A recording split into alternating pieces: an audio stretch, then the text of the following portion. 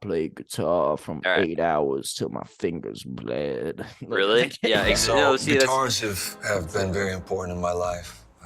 I got my first guitar when I was 12. My parents used to ground me by taking away my guitar because I would just sit in my room and play for 8 hours a day until my fingers bled. all right. guitar is Pause more right there. special. Pause right there. What a fucking douchebag. I know. Till my fingers bled. Got like a necklace sweater. Just like, yeah, my parents ground me. They didn't take away my TV. All I want to do was play that guitar. I'm so good at guitar. I'm so good at I have guitar. passion, and I used to play that guitar till I would cum my pants. all while doing the fake Elvis If voice. my parents wanted to ground me, they would say I couldn't have any more pussy. I was just getting too much pussy all the time. Yeah, that's basically what he's doing. Like, yeah, my parents they would ground me. They would try to make me less attractive, but I'm just attractive. Okay, let's go to the book. Let's see what the book is. This is one of my favorite books. I always try to have a book on me. First of all, it's 20 pages long. This one is amazing. This is Raymond Carver's short stories. When we talk It's actually like 2 pages long. about Short when we talk about stories. love. This one's particularly beautiful because it digs into all those gray areas of life and love. He's able to put things into words. I'm not sure what those areas that are. we all feel, but it's really hard to articulate it sometimes. I talked to Tom Hanks about how to keep your sanity. Name drop. Fucking name drop. Name drop. Also, like, what? Why did you talk to Tom Hanks about that? Yeah, Talk to what a do you- fucking therapist? Like, what? You met Tom Hanks and you were like, at some party for the first time ever because you were Elvis, and then you're like, Tom, how do I keep my sanity in this crazy world? Yeah, I read Hey, books and I what? talk to Tom Hanks and Tom I play Hanks is like- guitar. First of all, make sure you mention my name in a GQ article. Have longevity in your mental health and in your career and everything. And he said, you know, one thing I do is every day I read, even if it's 10 minutes, I just read a little bit of something that has nothing to do with the job that I'm doing. That sort of gave me this permission from one of my heroes to read. just have a little bit of joy reading every day. What the what is he talking about? Just gave me some permit, dude. I'm pretty sure He's people saying have been... things that like if you're in an if you were in a college liberal arts college English class, everybody would be snapping their fingers like yes. Yes, Yes. King, But go if you think about off. it doesn't make any sense whatsoever. He goes, it was just nice to talk to Tom Hanks and have permission from one of my heroes to read a book. To read a Yeah. book. Dude, I'm pretty sure people have been begging you to read a book since you were like 10, you know? I turn those pages till my fingers were blue. Sometimes I just turn those pages till my eyes bleed. I'm so good at reading. Okay. All right. My next essential is dark chocolate. Okay. This is a brand called Ritual. I found this in New York for the first time, and All right. I like Here's the upwards thing of about 72%. this. Yeah. Oh, wait, There's he's about to always say in something these- really Yeah, obnoxious. Hold on. in these bullshit interviews, this is a good. Yeah. This is some preface. I've watched a lot of these, by the way, so I'm Okay. pretty good. I just watched Pedro Pascal's for background, and his was 100% authentic, awesome. Oh, it Like was. he's like okay. he was like, here, it's my deodorant. I use it every day. I need it, and that's things Yeah. like that. You know, Yeah. when you have bullshit ones like this, they always work in. Some brand sponsor. deal. Yeah. So Some there's like influencer. there's like a brand deal. random like dark chocolate, or it's always like chocolate or a candle or like some. It's like a candle most of the time. He's it like feels my favorite, my 8th favorite thing is a So go candle back made a of little. Yeah, Gwyneth Paltrow's pussy juice. yeah, exactly. So if you jump back just a second, yeah. he'll like introduce it by the name, brand, and where to get it, and then he'll start. Oh, that's a reading the good back. point. He was He's like, gonna read like the back of the chocolate bar too. Watch Yeah. this. So my next essential is dark chocolate. This is a brand called Ritual. I found this in New York for the first time, and I like I like You can't see. upwards He's of like reading. 72% dark. Okay, he just flipped it over to read how much chocolate was in it, read the back where it was from. Like he's like reading the thing, telling Like, us the name where it's from, the amount of chocolate. Like this guy's essential is this specific bar of dark chocolate. Come on. Also, he's reading it like he's reading it, and then just listen to how he phrases it. And I like upwards of 72% dark chocolate. I'm not a big milk chocolate fan. I respect people who do like it, but I'm just not a fan. And now I'll do some dark chocolate with some oat milk, and like really cold oat milk, and that's a really good. Which is just milk chocolate, by the way. But anyway, he reads the back thing. He reads it. He's like, I like chocolate with it. And he's like, shit, they told me what it was. I gotta read it real quick. 72, upwards of 72. He flips it, he flips it over and reads the amount. It's like there's always like it's always these kind of interviews too. Well, there's I shouldn't say always, but it's usually these kinds where it's like I play guitar and read and listen to, the earth, and then I also love my scented shampoo by Wait, like this one. Yeah. This one. We should do the camera because I'm sure he's got something fascinating and brilliant to say about that. But like this one is just yerba mate. Yeah. All right, so my next essential is two of these things are just consumer products that he's advertising. Exactly. I mean, there's also there's a common thread. The other common thread is combat boots, cameras, guitars, and cameras and combat boots are the common thread of bullshitters in these things. That's so weird. Of actors. It's like crazy. They're all like, I wear. Why do they all wear combat boots though? I don't understand. It's just like part of that thing where like I'm an artist / I'm a man, and I'm classic, and I take film pictures, and I wear combat boots, and I play guitar. You know what I mean? Yeah, I do sort of know what you mean. It's like they're all these cool characters, so they feel like they have to be. But like I've never considered combat boots to be cool. That's more like a school shooter vibe. You know what I mean? Right. Yeah, it's true. Yeah, let's keep it going. M6. I also have an M4. That was my first film camera that I bought. I was working in New Zealand, and I knew I needed something to keep me sane, some hobby. This is like a theme with this guy's like, how do I stay sane? Like I really feel like he's like killing hookers on all of his shoots. He's like meeting Tom Hanks, and apparently Tom Hanks is his hero, but instead of asking him like, oh, like how do I become a better actor, he's like, Tom, how do I stay sane?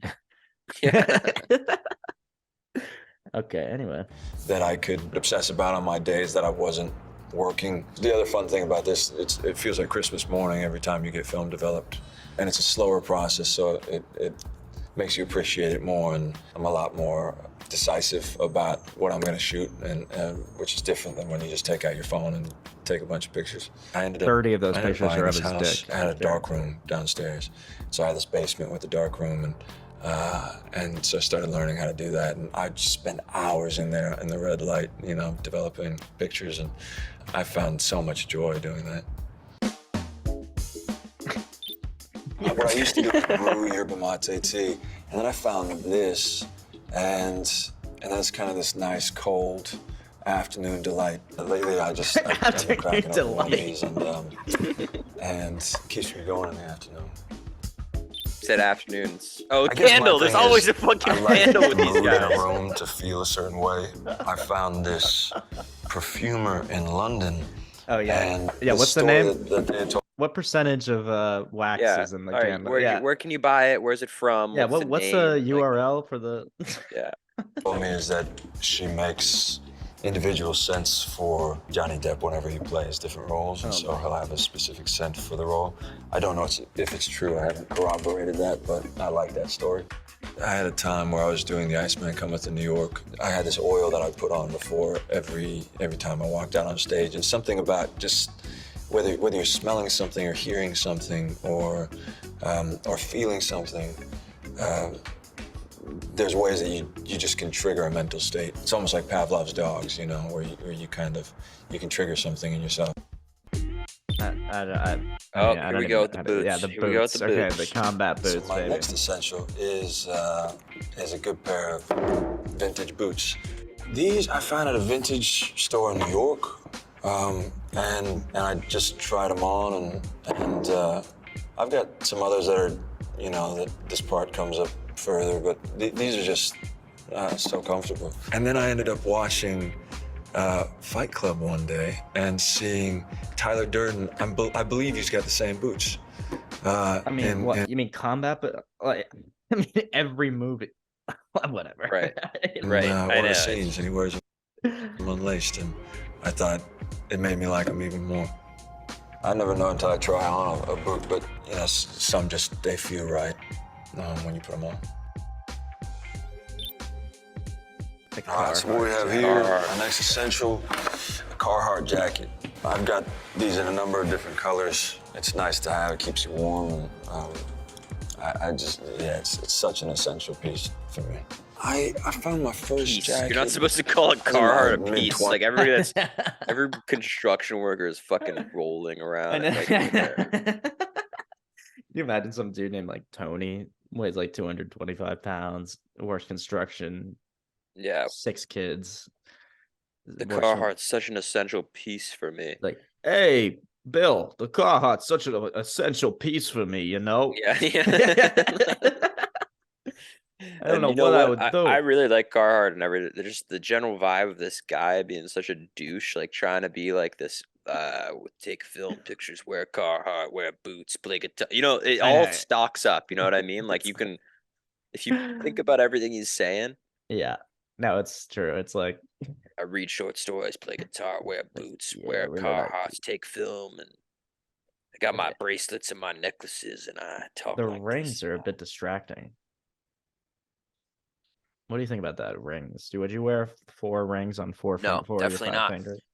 But it's a classic thing with these kind of guys where it's like the bracelet and the rings, and you like sit like this with your he's like sort of hunched. He's not got very good posture. You hunch over and you like use your hand a lot. And you touch your chin, your jaw. Yeah, and you, like go like this. Go. I don't know. Maybe I'm getting too heated at this random 10 things interview, but I'm just seeing so many red flags from this guy. Well, this is the opposite. This was the example. The whole point of this is it's the opposite of Matthew Perry. The exact opposite of Matthew Perry, and I agree 100%. The one thing the vibe that I'm getting from this guy is not necessarily like it's not really even like douchebag per se. It's more like serial killer. Like he has like 0 personality. He's like, how do I stay sane? Yeah. Right. And he's been he was the guy that's got all this criticism for switching personalities after his Elvis role. So he may very well actually be like a sociopath. Just be some sort of like empty vessel for whatever like energy decides to overpower him at that moment. Okay. Yeah, fair enough. Which is a terrible thing to say about a person, but oh no, he's a good guy. I don't know if he is. We'll find out. New York, and found a vintage one at some spot in Brooklyn, and they just feel good on. You know, they keep you warm. I like the canvas. They feel cover you from the blood. And then as they get worn in, they just feel better and better. Brains. It's like boots, you know, where they start to feel like a piece of you. I went through a period of wearing a Carhartt jacket every day, and even in the summertime. I mean, people would think it was ridiculous. But yeah, that is crazy. It starts to feel like a security blanket, you know.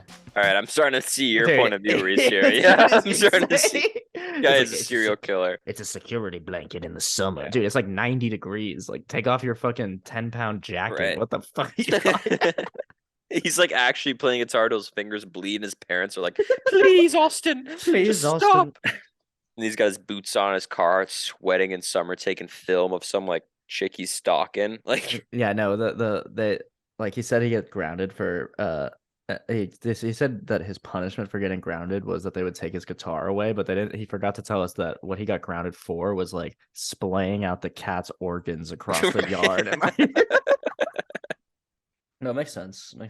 Okay, well, let's keep it. It's full of these from over the years, and I use it trying to work out my own thought processes. Whenever I get a new notebook, I end up feeling a lot of pressure when I christen the first page. Usually my handwriting is really beautiful on the first page. It's like sometimes the blood just like drip. Like I'm trying to write in the blood of the person I murdered, but then it sort of drips down the page. I got to figure out a better page, and I'll start with a poem or something like that, and then progressively it becomes just a stream of consciousness. Actually, reading Matthew McConaughey's book, he talked about not just writing when you're sad, not just writing when you're feeling depressed or anxious, but also making note of the times when things are going really well, and so that way you can look back and say, what was I doing at that point in my life that made me feel empowered or grateful or whatever those things are. So I've been trying to employ that a little bit more. All right, that's the first time he seemed like a human being. Yeah, that was the very first human sentence. Yeah. That's good not advice. Just water, because we can't live. It's good advice, and it's like good advice, and I like. Yeah, it's human, and I think that I think that's a very smart idea. But I do have a feeling that basically what happened is he went to Tom Hanks and he was like, "Tom, how do I stay sane?" And Tom was like, "Okay, this is what you do. You're never gonna be sane, but when you get interviewed by GQ, say this line." Yeah, people will buy it. Tom Hanks. Yeah, if he ever even talked about it. Glass of what is this? Let's take a look. So my next essential is not just water, because we can't live without it, but a good container to hold it in. I find that if I'm active, I am drinking a lot more water. Yeah, and so what, you're running around with like a 10-pound glass bottle or Yeah, for anybody who's not looking at this, imagine a wine bottle but full of water. Yeah, imagine something a pirate would drink like whiskey out of in the like 1600s. Right. And he's also just he thought he just invented vessels. He's like, not water, because water on its own is useless, but if you have a form to drink out of it, it becomes useful for us. Especially when I'm very active. It's like, what? If you think about water in its gaseous state, you really, can't even consume it, The thing about water is that it's 70% of us. Just stating facts about it. I go through lazy periods, then I'm not. Yeah, I've been trying to be more active lately, so I've been really trying to be better about it. But some days I get to the whole day and I realize I've had 3 coffees and no water, and that's not good. Well, doesn't sound like an essential, man. All right, so that's it. Look at this. Look at this. Look at this. Look at this screenshot of all his bullshit on the table. Like, what in the World War II museum is this shit? Like, it's like, no, everything's like, it's so funny because everything, you're so right, is like such a Kerouac like sort of vibe. Yeah, it's a total character. Then there's just like make sure you put the label out, like Gayaki yerba mate and ritual dark chocolate. Yeah, exactly. It's all exactly.